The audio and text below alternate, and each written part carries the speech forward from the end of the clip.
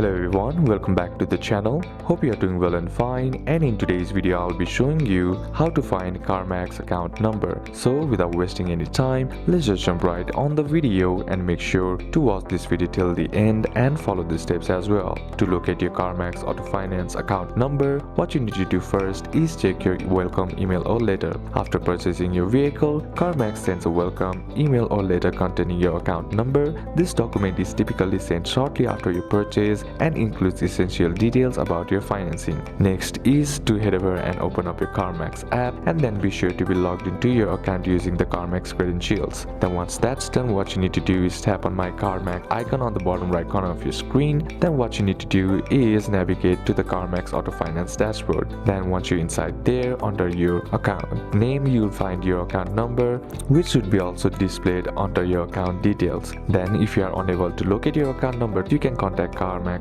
customer service at 800-925-3612. So these are a couple of steps that you can apply, and that's it for today's video guys. Hope this video was useful to you. Leave a like if it did, comment down any questions that you have, and see you soon on the next one.